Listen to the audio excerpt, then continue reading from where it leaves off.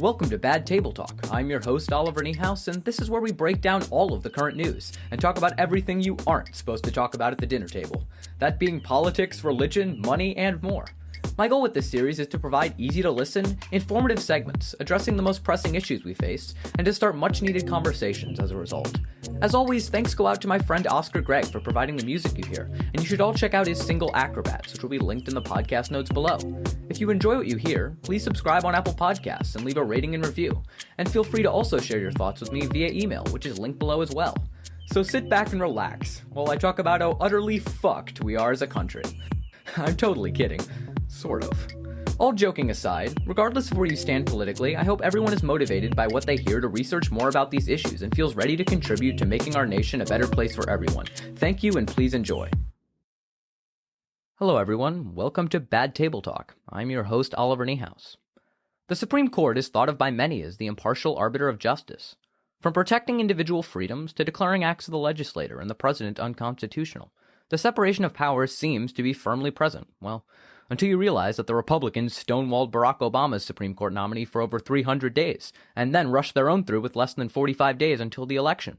Separation of powers? Well, nowhere to be seen. And with Amy Coney Barrett's inevitable confirmation in the near future, the partisanship of our judicial system seems to only be increasing. Through these confirmation hearings, one thing has been made clear about Amy Coney Barrett. She is a tool of the GOP to further their regressive agenda.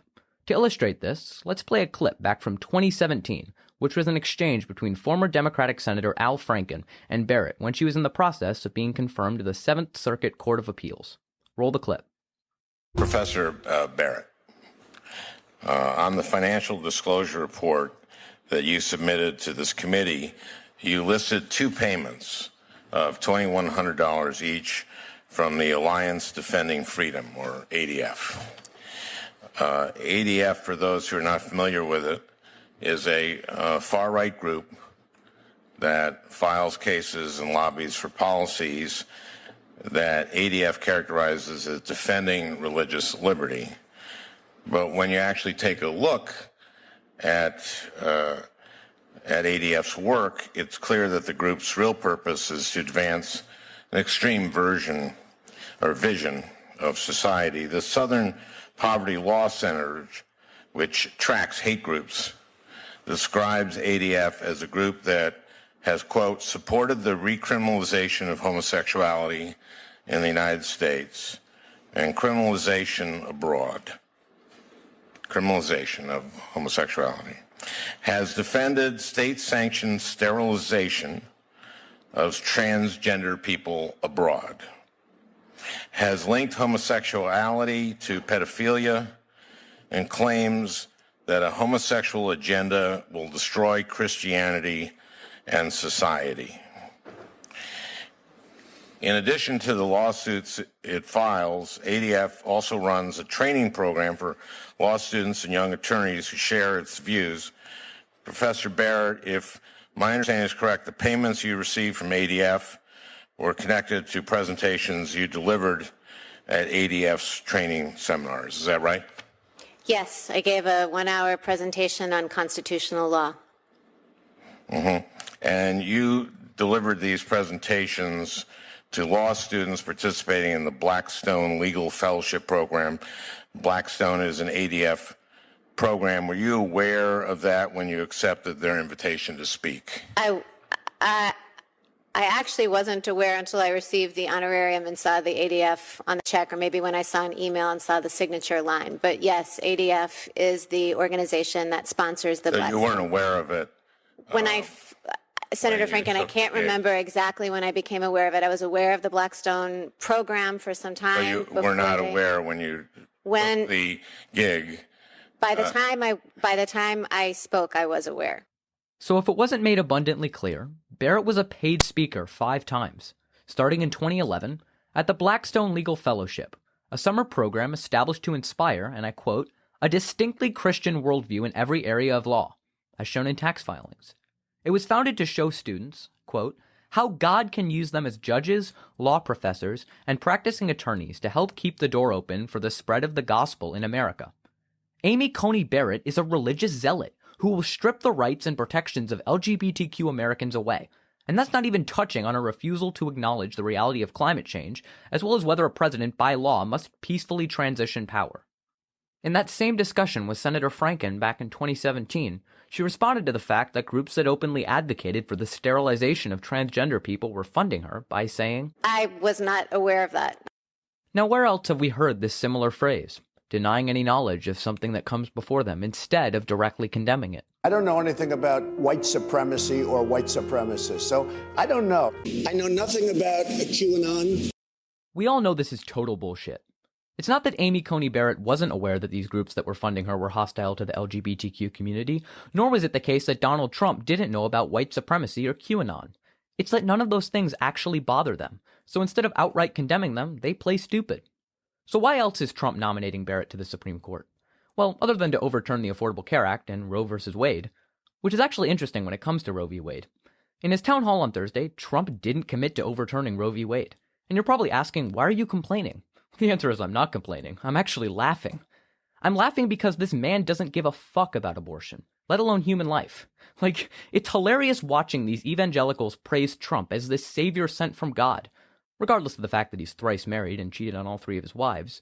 But regardless, they champion him as this savior sent by God, and he won't commit to overturning Roe, literally the one issue that unites evangelicals, and is practically a non-negotiable. But Trump won't commit to it. And it's because he doesn't give a shit. Not only about abortion, but about human life. Evident when he responded to the U.S. having the highest death rate by population with, "It is what it is."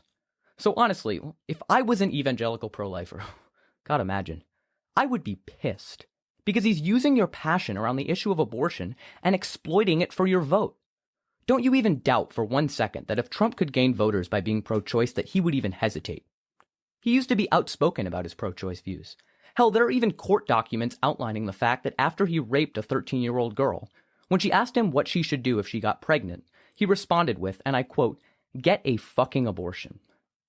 This man doesn't give a fuck about abortion, or even your life. He's willing to have you, your friends, your loved ones, die if it adds a few points to the stock market and boosts his chance of re-election, which is honestly basically non-existent. But besides all that, he still did commit to nominating pro-life justices, as well as ones that would overturn the Affordable Care Act. So when Barrett sits in these hearings acting like there's no partisanship or political interests, she's just ignoring the fact that this entire process is partisan. It became partisan when the Republicans stonewalled Obama's nominee Merrick Garland for nearly 300 days, and then rushed theirs through with what looks like less than a week until Election Day. That's politicizing the court. So when Republicans bitch and moan about Democrats violating the Constitution or changing the rules to win by floating the idea of expanding the court, those complaints should fall on deaf ears. Because 1, there is nothing in the Constitution specifying the number of justices on the Supreme Court, and 2, changing the rules to win is exactly what they did when they blocked Garland, changed the procedure regarding the filibuster to only require 51 votes to block, not the usual 60, and then rushing their nominee through with less than a week before the election. So absolutely the Democrats should expand the court. It's the only way to preserve justice and combat the Republican action that will likely result in 20 million Americans losing their health care, women losing reproductive rights, and even LGBTQ people having the right to even marry. As Justices Thomas and Alito recently came out expressing their discontent with the ruling legalizing same-sex marriage, in which Justice Roberts also dissented. So yeah, it's not just the right thing for Democrats to expand the court. They have an obligation to do so to protect the health care, reproductive rights, and simply just equal rights for all Americans. So how confident are we that Barrett will rule to overturn Roe v. Wade? Well, beside the fact that Trump said he'd only nominate pro-life judges, Senator Josh Hawley supports her nomination. Now, you may be wondering who Josh Hawley is or why he's so important. However, if you're a loyal listener of my podcast, you'll remember him as someone who was on Trump's shortlist to be nominated himself to the Supreme Court. And we briefly touched on his abortion views, but let's discuss why his support for Barrett makes it abundantly clear she will vote to overturn Roe. This is what Hawley had to say about Supreme Court nominees back in July of this year. "I will only vote for those Supreme Court nominees who have explicitly acknowledged that Roe v. Wade is wrongly decided. By explicitly acknowledged, I mean on the record and before they were nominated." He later added, "I don't want private assurances from candidates. I don't want to hear about their personal views, one way or another. I'm not looking for forecasts about how they may vote in the future or predications. I don't want any of that. I want to see on the record, as part of their record, that they have acknowledged in some forum that Roe v. Wade as a legal matter is wrongly decided. This standard for me applies to Supreme Court nominees, whether they're a sitting judge or whatever," Hawley said. If there's no indication in their record at any time they have acknowledged that Roe was wrong at the time it was decided, then I'm not going to vote for them. And I don't care who nominates them. And he supports Barrett's nomination by saying there's plenty of evidence, I think, to demonstrate that she understands that Roe, in my words, is an act of judicial imperialism. Hawley said last week, I feel very comfortable with her on that issue. He's willing to throw out his supposed litmus test that says a lot about his confidence that Barrett will rule to overturn Roe. So what were the questions that she refused to answer? Well, let's discuss them, some of which aren't even controversial, as she seems to falsely state, but I digress.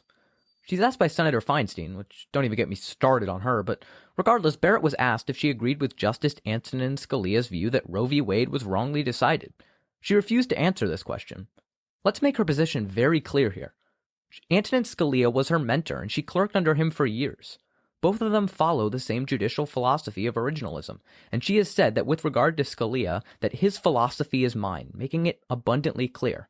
Not to even mention the serious flaws with originalism, being that interpreting the law how the racist old white men intended would be disastrous, but that her decision-making process would be the same as Scalia, especially on as hot of a topic as abortion, which she already made clear in 2006 when she signed on to an ad that said, "It's time to put an end to the barbaric legacy of Roe v. Wade and restore law that protects the lives of unborn children." There is absolutely no doubt that she is in favor of overturning Roe v. Wade and stripping reproductive freedom away from millions of Americans. She was then asked whether a president can pardon himself of any past or future crimes, and also whether a president can unilaterally delay an election, both of which she refused to answer. I don't know if it's just me, but I thought the point of these hearings was for the senators and the American people to hear the presumptive justice to the Supreme Court answer legal questions regarding how she would rule. She failed to answer questions that were related to her policy positions as well as constitutional questions. By the end of the hearings, I was honestly asking myself if there were any questions she could answer. She was then asked a very good question by Senator Feinstein, which was, do you agree with other originalists that say Medicare is unconstitutional? And she refused to answer that as well. I honestly didn't know you could go into a court hearing and refuse to answer nearly every question asked of you. Maybe this is a strategy I can use when I'm taking a test at school. Test question. Explain the process of cellular respiration. My answer, I'm sorry, I don't feel that's a question I can answer in the abstract. Absolutely ridiculous. Let's continue. She is then asked whether criminalizing in vitro fertilization, which is the process where an egg and sperm are fertilized outside the womb and put into a woman's uterus, whether criminalizing that would be constitutional. She yet again declines to answer. In that same vein, she is asked again if she agrees with Justice Antonin Scalia, who said that in the case Griswold v. Connecticut, which prevents states from banning contraception, was wrongly decided. She declines to answer. She is asked whether it is wrong to separate children from their parents to deter immigrants from coming to the United States. You'd think a mother of 7 would immediately disavow this practice as utterly inhumane. But to no one's surprise, she declined to answer, stating that this is a matter of policy debate. It's fucking not. Separating children from their parents at the border who are trying to seek asylum, which is legal, so before you try to hit me with that illegal bullshit, which is irrelevant anyway, these people are following the rules and declaring asylum at the legal port of entry, and then their children are ripped away from them. Like, what the literal fuck? If you think that's just a matter of contentious policy debate, then you're a terrible human being. So much for being pro-life when you have no problem ripping literal infants from their parents. By refusing to condemn that practice, you're endorsing it. The same way failing to condemn white supremacy or pedophilia is an endorsement. Refusing to condemn the separation of families seeking asylum means you endorse it. That is not someone who should be anywhere near the courtroom, other than being prosecuted themselves. Then you thought this was over? Oh, no, we are just getting started. Isn't that the scary part? She's then asked if absentee and mail-in ballots are good for voters to use, especially in the middle of a pandemic, that would help reduce the spread of the virus. She once again refuses to comment, declaring it to be a political issue. So, who wants to tell her that all something being political means is that there is a debate surrounding it?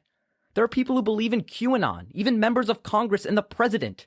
Does that mean it's not completely false? No! This is why I hate the word politics. It is used to encompass any issue that is discussed ever, and then somehow justifies not having to get involved. Like people who say, oh, I don't do politics.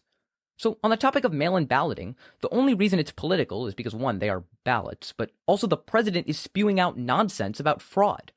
From the year 2000 to 2014, there were 31 credible instances of voter fraud, over 1 billion votes cast.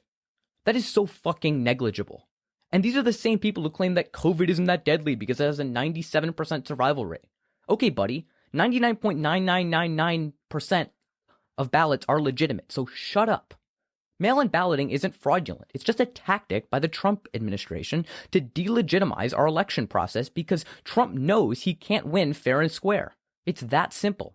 And he literally said he wants to put Barrett on the court before the election so she could help settle any election disputes. Yeah, he said the silent part out loud. Kind of like when Lindsey Graham said, "the good old days of segregation." Go figure.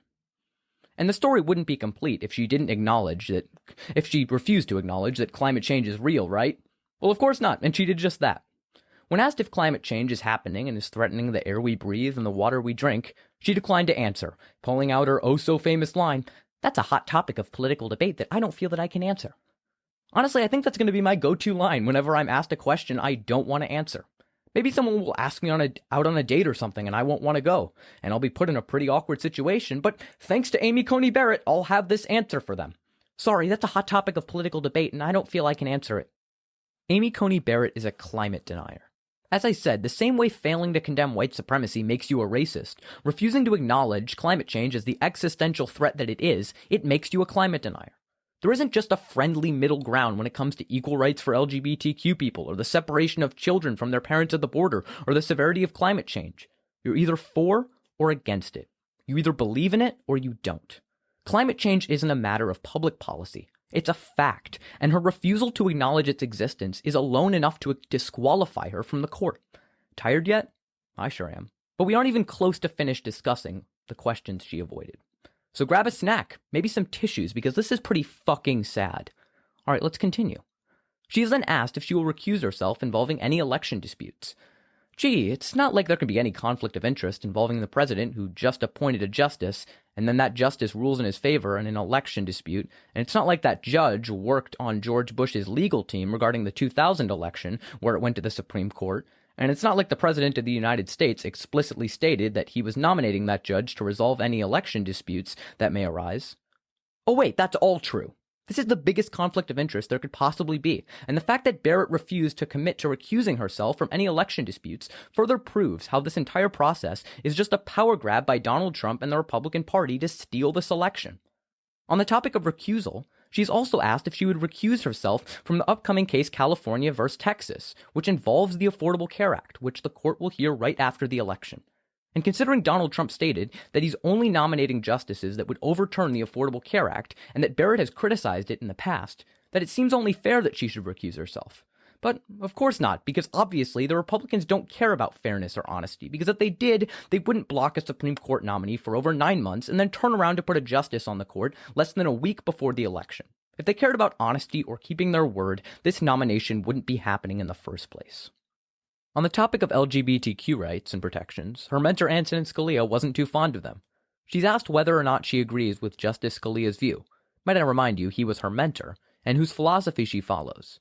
But she's asked whether she agrees with Scalia's view that the Constitution does not afford gay people the fundamental right to marry. And she dodges. She literally can't even answer whether gay people should have equal protection under the law. She seriously doesn't know the 14th Amendment for being a judge, but yet again she couldn't recite the First Amendment, so why would we expect her to know the 14th? She's asked whether or not she agrees with Chief Justice Roberts' assessment that voting discrimination exists. She refuses to answer. This isn't a belief. It's a fact that voting discrimination exists. Let's compare 2 counties in Texas. Loving County, which is majority white and has a population of 169 people, has 1 ballot drop-off location. Seems reasonable. But moving to Harris County, which is majority black and Latino, there's a population of 4.6 million people. Want to guess how many ballot drop-off locations there are? 1. Let's take a look at something as recent as 2016, when a North Carolina voter ID law was struck down because it, and I quote, targeted African Americans with surgical precision. The state legislator literally looked up which IDs African Americans were most likely to have and prohibited the usage of those as valid forms of ID to vote. What about in Florida, where they mandated that prisoners pay off all court fees before they could vote? That is the definition of a modern-day poll tax. And that's only a glimpse of the voter discrimination that is present. I'll link down below a New York Times video that discusses more about voter discrimination and goes into much more detail. But yes, voter discrimination exists, and the fact that she refuses to answer is once again just showing how she is an absolute pawn for the Republican Party. Justice Scalia also stated that the Voting Rights Act is a perpetuation of racial entitlement. She is asked if she agrees with him, and like clockwork, she refuses to answer. Imagine thinking that demanding equal voting rights is entitlement. I mean, he is correct that everyone is entitled to the right to vote, but to insinuate that this is somehow a bad thing is just racist. The fact that she admires Scalia, a man who opposed LGBTQ rights and voting rights for African Americans, is just disgusting. She is then asked if she was aware prior to her nomination of President Trump's commitment to the appointment of justices that would overturn the Affordable Care Act. Yes, finally a question not related to policy or law, which seems odd to say considering this is a confirmation hearing for a Supreme Court justice, but maybe, just maybe, this means she'll actually answer this one. Well, I got my hopes up too early because she avoided this one as well, and actually ended up clarifying that she wanted to be careful because she was under oath. Imagine having to go through a hearing worried about perjuring yourself. Is it that hard to answer the questions honestly? Like, she literally pulled the whole I don't recall bullshit. It's obvious she knew President Trump stands on the Affordable Care Act and that he's committed to appointing justices who will overturn the ACA. And on the topic of President Trump, she refused to answer whether she believed that every president should make a commitment unequivocally and resolutely to the peaceful transfer of power. She responds by saying that she wants to stay out of the political conflict going on right now. This has been confusing me the whole time. Does she think that once you shut the door to the courtroom that politics aren't at play? Absolutely not. Everything is political, and for her to say she wants to avoid it proves she isn't fit to serve as a Supreme Court justice. This avoidance is exactly what we want to avoid when picking people to serve a life term on the court. So we've covered in depth the policy, or rather lack thereof, but what's another reason Trump nominated Barrett? Well, simply put, it was to help his re-election chances. Suburban white women are fleeing the Republican Party in droves, and Trump hopes he can win them over by nominating Barrett, who is just that. Polling so far shows this has had a minimal, if any, effect. Apparently failing to handle a global pandemic can't just be brushed off by nominating a woman to the court. Who knew? But that hasn't stopped the Republicans from emphasizing the fact that she is a mother of 7. Republican Senator Tom Tillis called her a remarkable mother on Monday, noting that she has 7 beautiful children. Senator Chuck Grassley called her a tireless mother of 7. Senator Joni Ernst praised her for being a working mom, stating that many of her studies and work were probably done with a child in her arms. At one point, Republican Senator John Kennedy said this. I got one last question. Hope it's an easy one. It is. It's a sincere question. I'm genuinely curious. Who does the laundry in your house? Republicans constantly blame the left for making everything about race and gender, and yet the first thing they do is make this about the fact that she is a woman, assuming that she still has to do the laundry despite being a successful judge. It just shows that the sexism of Republicans is present within their own party. So who is Amy Coney Barrett? Well, to put it simply, she is a religious zealot who wants to strip away women's reproductive freedom and health care from 20 million Americans, including those with pre-existing conditions, doesn't mind that families are being separated at the border, refuses to acknowledge the existence of climate change, refuses to say that the president can't delay an election, or even whether it's important to have a peaceful transition of power, which is the bare fucking minimum. It's absolutely ridiculous that this is all happening right now before the election, considering back in 2016, Republicans said that 9 months was too close to an election, but confirming someone with less than a week until election day isn't. Regardless, thank you very much for listening, and I look forward to seeing how this plays out. It will definitely be interesting. Now, there's no doubt that Barrett will get on the court. I mean, Republicans have the votes to do it, but the real question is whether or not Democrats actually have the balls to fight back and expand the court, or even possibly, and this was an idea floated around, just pull an Andrew Jackson in Worcester versus Georgia and ignore Supreme Court decisions. Basically, the judicial branch relies on the executive branch for enforcement, so if Democrats control both houses of Congress and the White House, they could technically just not enforce judicial decisions, but there's really no way that happens considering they probably won't even expand the court, but anyway, a man can dream. So thank you very much for taking the time out of your day to listen, and please leave a rating at Apple Podcasts if you enjoyed it. Regardless, hope you all take care. Thanks.